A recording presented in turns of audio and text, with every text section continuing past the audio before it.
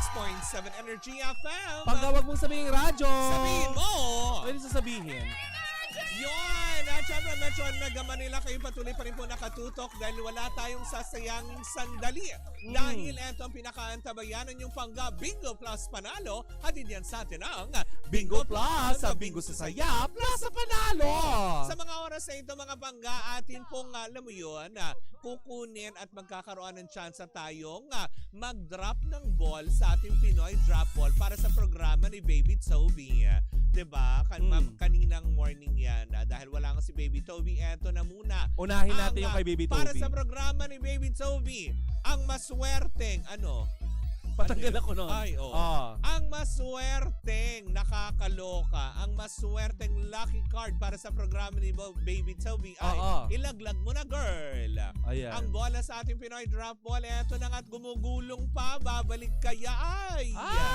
Nagstay na siya sa 10 of Hearts. 10 ba yan? 9. Hindi, 9. 9 of Hearts. Oo. Ayan. At dito nyo po nakikita na malabo ang mata ng mga bakla. Ulitin lang po natin Ayan. Para sa programa ni Baby Toby, ayan, 9 of Hearts. Ayan. Pinafocus At sinum para sa mga bakla. Dahil matatanda na talaga ang mga bakla. Para sa programa ni Baby Toby, tandaan nyo po, 9 of Hearts. 9 of Hearts po yan. Yes. At eto naman na para sa programa ng Baklitas, ang lucky card. Para sa programa ng Baklitas, ate mong girl, ilaglag mo na ang bola sa ating Pinoy Drop Ball. Saan kaya? Saan? Siyempre, isi-zoom ulit nila. Diba? Kita naman. Yan. Eto na mga Pangga para naman sa programang Baklitas, ang lucky card for the day ay Jack of Spades. Jack of Spades. Jack of Spades. Naghalo na yung dalawa. Jack of Spades. Ulitin natin sa programa ni Toby, 9 of Hearts. Sa programa po ng Baklitas, Jack of Spades. Yan ang tatandaan po ninyo dahil mamayang gabi sa programa ni Kuya Chico, magpapaigot po siya ng ruleta kung saan nga naman nandoon ang aming mga programa. Yes. Sakaling tumapat sa programa ni Toby, anong kailangan niyong sabihin? 9 of Hearts. At pag tumapat naman sa programa ng Baklitas, kailangan niyong masambit ang Jack of Spades. Para makuha ninyo ang 500 pesos na premyo. Sayang din naman yan. On-air and online yan. At plus 500 sa online. Kung ikaw ay tutok sa ating mga digital platforms gaya ngayon ang ginagawa po ninyo, meron kayong chance ang makuha ng additional 500 pesos for a total of 1,000 pesos. Diba? At syempre, Mare, let's take this opportunity na din. Diba? Ng bongga. At syempre, mamaya pong alas 5 ng hapon para sa ating episode 6 para sa Baklitas sa podcast Season 2 na. Powered by Bingo Plus, sa Bingo sa Saya, plus sa Panalo. Kung saan nga naman exciting ang episode natin mamayang hapon dahil may kinalaman ito sa pagpusta, sa pagpanalo ng inyong mga paboritong nilalaro. Correct. Lalo na dito sa Bingo Plus app. Correct, diba? Mare. Diyan ay nakausap natin, Mare, ang nag-iisang presidente. Napaka-gwapo na si Wawi de Guzman. Yes. Diba? Hindi, si Mr. Diba? Mr. Vicencio. Mr. Vicencio. Jasper Vicencio. Diba? Ang president ng AB Leisure, game provider yan ng Bingo Plus. Correct. Magbibigay po siya ng mga tips kung kayo ay medyo gigil maglaro. Well, malalaman nyo yan mamayang alas 5 on Spotify. Kaya makinig kayo kasi nandun yung sikreto kung paano mananalo. Correct, hindi ba? Siyempre, paalala pa rin po natin sa lahat that gaming is 21 years old and above only. Keep it fun, game responsibly. At dyan po natatapos ang ating Pangga Bingo Plus Panalo at hindi yan sa atin ang Bingo Plus, sa Bingo sa Saya, plus sa Panalo. Eto na, kailangan na nang i-compress ang chika mo. Eto na yung diba? Eto na nga mga Pangga. Eto na kakaloka ang chika natin. Dahil baka ma-OT naman tayo, mapagalitan tayo. Baka magkatotoo yung mga sinasabi niya na magbakasyon ng mga akla. Kasi nga, grabe talaga. Eto si Meme Vice ganda, viral. Okay extra. Nag-viral, okay na yun. Diba, alam nyo na kung bakit nag-viral, hanapin nyo na lang sa kagaya ng ginagawa ng camera natin ngayon, hinahanap tayo. Pero eto naman rin nakakaloka nga. Kasi nga, Mare, Oh. marami ang natutunan ng ang Uncavocable Star na si Oo. Meme Vice Ganda Oo. mula sa nangyari sa kanilang segment na Sexy Babe Kamakailan Lamang. Oo. Matatanda ang nag-viral ang isang contestant matapos niyang aminin Oo. na hindi niya alam ang COMELEC o Commission on Election na may kaugnayan sa tanong na ibinigay sa kanya sa Q&A portion Oo. ng Patimbalak. Oo. Ang nakakaloka dito, Mare, nitong Oo. Lunes, March 3, Oo. ay inamin ni Vice na dalawang bagay ang natutunan niya mula sa pangyayari. Oo. Ang una ay talagang maraming magaganda sa ating bansa. Oo. At ang pangalawa ay meron talaga tayong systemic educational system Oo. or problem. Oo. Ulitin ko systemic educational problem. Ako, Mare, Ayan pala yun. yes. Akala ko, Mari, yung tumitrending ngayon, yung Mm. may sinabi si Meme Na? na yung isang artist na nagtatantrums. Yun yung Hindi lang yun. nagbabiral. Oo. Pero isa sa mga nag-viral ngayon, Mare, Oo. talaga yung tungkol dun sa Sa contestant ng na- Sexy Babe. Kasi tinanong niya kung bumoto na siya, di ba? Sabi niya hindi Yes. pa. Which is kahapon, Mare, nangyari na ang hindi inaasahan ng lahat. Na? Hindi Na- rin alam? Nagpakilala mismo ang COMELEC kay Kay- contestant. Hinalaw niya ang Totoo ba? inimbitahan siya sa opisina ng COMELEC at si Oo. chairman mismo ang nakausap niya sa COMELEC. Ay, at least, di ba? Yes. Pero Mare, I do agree. Oh. Marami talagang magaganda dito sa ating bansa pero may problema po talaga sa ating educational system. Hindi totoo. Kasi di ba, syempre yung iba, dahil nga syempre sa modernong panahon ngayon, na alam mo yun lang siguro ang disadvantages ng digital world na lahat inaasa na natin ng digital na lahat isinusubo na sa atin, lahat na lang alam mo yung pinifeed sa atin Tsaka na, hindi lahat na maganda, matatalino. oo, diba? May iba, hindi. O hindi madaming ganyan. Madami, no? Ganda Madaming lang. sablay. Ganyan. Oo. Ganda ka lang, pero Oo. bubo ka. Kaya kayo, magmahal kayo ng Chararat Mr. Disco. Kaya di bali ng chararat ka, at least, di ba? May utak Brainy. ka naman. Oo. Kaysa naman, alam mo yung maganda ka, tapos labubo ka. Paano ulit yung kanta na Labubo?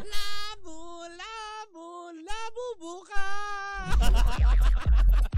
Diba? Isa yan sa mga napag-usapan, Mare. Oo. Doon sa isang portion ng It's Showtime. Diba? Na sinabi nga ni Meme Vice Ganda na napakarami talagang magagandang nilalang Oo. sa Pilipinas. At yung pangalawa ay may systemic educational problem ang Pilipinas. Kumaga parang hindi kasi Oo. nila nalalaman na may ganito palang sangay ng gobyerno at dapat ninyong tandaan. Correct.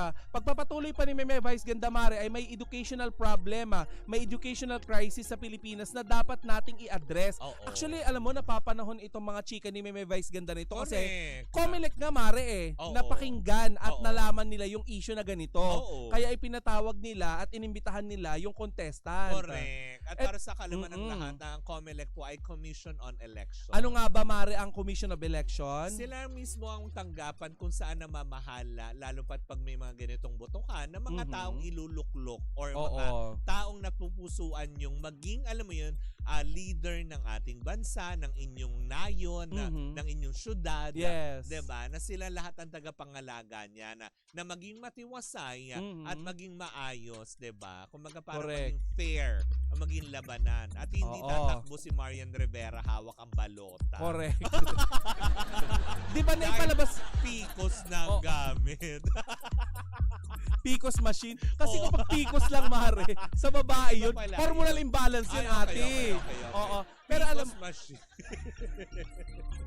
Yung balota nga, hirap na hirap si Marian Rivera. Oo. Quit mo yung buong Pikos machine.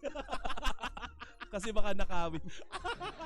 Yes, hindi magagawin yun, ate. Bubita ka kung buong Pikos machine dadalin mo. Yun talaga ang bubita na. Pwede naman kasi yung SD card lang ang get lockin mo doon, hindi yung Hoy, buong wag machine. mo silang bigyan ng idea. Nag-get lang yun. Hindi. Kasi Pikos machine may memory card yan. Oo. Di ba? Alam mo na, babanggit mo na din lang naman Para yan. dun sa mga bubitang, alam mo yun, na nakawin mo yung buong machine, hindi mo kailangan ng buong machine. Hoy, alam mo, Mare, nababanggit mo na lang din naman yan. Oo. Merong isang abogado na kamakailan lamang ay idinimanda or Oo. ididimanda yata ng Oo. isang government agency. Dahil, Kasi parang ipinakita nga niya doon kung papaano yata madaling mahack yung isang parang government website. Mali yun. Ay, sabi nga ni Ate Gay ay, Oo, bubo mali. ka. Bubo. Uy, walang sinabi si Ate Gay na ganyan. Wala ba? Wala. Wala. Labubu. Oo, sabi dito ni Jeff Tads Mare, Oo. Mare, ang ibang Gen Z kasi Oo. ngayon, hindi na nanonood ng news sa TV Oh, at correct. nakikinig sa mga radyo. Oo. More on SOCMED na talaga. Oo. Kaya nga, di ba, importante kasi yan di ba, na kahit pa sabihin mong yung dyaryo na kadalasan na akala nyo ay pinapambalot lang na kung ano. Tinapa. Alam mo yun, alam mo yung pansaping kung saan, di ba, pag may mga, hindi, dapat natututunan pa din, dapat Basahin. itinuturo pa din yan. Diba? Sa mga kabataan, ang pagbabasa ng dyaryo, ang pakikinig sa radyo, ang panonood ng, alam mo yun, TV. Mm-mm. Hindi porket nanonood ka ng balita, ay alam mo yun, dapat makialam ka lagi. Ang panonood ng mga ganun ay para makakuha ka ng mga impormasyon, dagdag kaalaman ninyo sa mga nangyayari sa ating kapaligiran. Eh di ba nga Mare, merong pag-aaral na isa ang Pilipinas sa may pinakamababang reading comprehension sa buong mundo. Oo, diba? Kasi yung iba parang lahat pinapakinggan na lang. Oo. Pero siguro Mare, alam mo maganda para makilala din ng mga ng mga Gen Z, ng mga bagong henerasyon, Oo. ang mga ahensya ng gobyerno na nangangalaga sa kung ano-ano man, di ba? Oo. Siguro maganda na sumabay din tayo sa sa panahon, sa modernong teknolohiya, di ba? Correct. Kung nasa social media ang mga Gen Z, bakit hindi natin puntahan ang ang social media? Correct. Hindi, tsaka isa pa, katulad na lang for a very good example, ang Philippine Daily Inquirer. Meron naman na silang online sites kung ayaw Yes. yung magbasa ng dyaryo, diba? Na ayaw yung kumuha, tinatamad kayo, nandun lang, pipindot lang din naman kayo. Correct. Diba? Mas maganda nang may alam po kayo kaysa, alam mo yon na maging mangmang sa mga nangyayari sa ating kapaligiran. Correct. Uy, batiin lang natin, nasa 5th floor ng ABS-CBN, may mga nakikinig daw sa atin. Uy, dyan. hello! Sino Hello. kayo dyan? Diba? Oo. Na nakakaloka. Paki-hello nga ako kay Tita Cory Vidan. Yes. Anong floor ba si Tita Cory? Pasabi naman, kung i-guest niya kami sa Showtime, gusto lang namin ma-experience na nasa Oo. crowd. Kasi yung PR ni Meme, hindi na kami binalikan. Ayan, mananawagan si Kapitana Sisa. Paano rin yung Parang mo dun sa pananawagan? PR ni Meme Vice Ganda na, alam mo yun, kasi ang kabilin-bilinan ni Meme, Oh. di ba, makipag-coordinate. Yes. Kinuha nyo lang po yung number ko, tapos hindi na po kayo tumawag. Oo. At isang taon na Diba? po ang nakalilipas. Hindi na rin po pinag-uusapan Diba? si Axel Torres ngayon. Nakakaloka. Oo. Kaya naman, ano yan, dun sa mga nakikinig dyan sa P-floor nga ba, Mm-mm. ng ELJ building, baka naman mapaabot yung po itong mensahe na to kay Tita Cory Vidanes na gusto po ng Baklitas makapanood ng Oo. Showtime. Nananawagan din po kami, ayan, sa pamunuan din po ng Itbulaga. Oo, diba? Baka po pwede rin po kaming makapanood. Hindi po kami naghahangad na makapaglaro. Oo, hindi Makapanood lang po. Chair Lala, diba? Baka naman po pwede. Hindi mo gagamitin si Aling Jurella. Hindi. Rektahan na. Sa tatay, no? Chair Lala. Ay, sa bagay kasi naman. ngayon, naka-off break ngayon si Oo. Tito Sir. Nananawagan din po Oo. kami Yes. sa pamunuan ng TV5. Oo. Baka pwede po kami makapanood ng live news nyo dyan Oh, na diba? Cheryl Cosim. Mm-mm. Diba? Baka naman po pwede kahit maka-extra man lang kami dyan.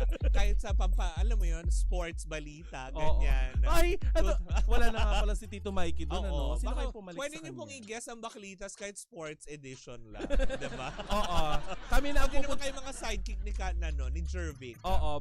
Buhatin namin si Jervy. Diba? Oo. Habang nagbabalita siya.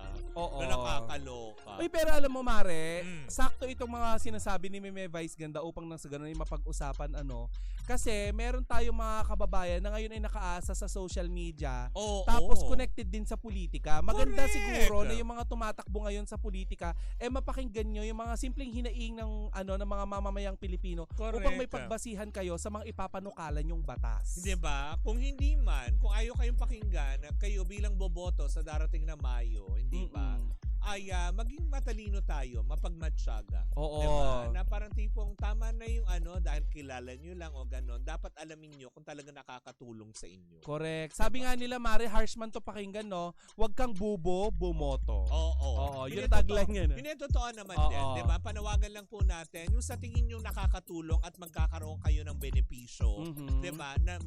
Para sa mas nakakarami, yun po ang iboto po ninyo. Diba? And please, wag niyong ibenta ang inyong boto. Maliit na halaga lang po yung matatanggap po Oo. ninyo kapalit po ng kinabukasan ng inyo pang Huwag mga kayong pumayag anak. ng mga ganyan dahil one-time payment lang yan. Yes. Tapos pag nanalo ako po niyan, promise me, Di kayo kakalimutan kilala. ka niyan, diba? Huyo Diba? kayo. May ganyan tayo. Ay, oo. Ay, hindi na tayo kilala. Lalayo pa ba tayo? Oh. Ay, oo. Ay, nako.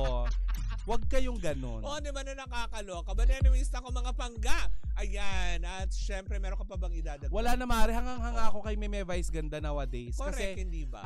may mga political views talaga siya Oo, na talagang panukala, akma. di ba? Oo. Na hindi naman ibig sabihin ay may plano siyang tumakbo. Ay hindi, Diba? sinabi niya mismo ayaw. Correct, Si diba? Ayon nga, di ba umatras? Correct ka.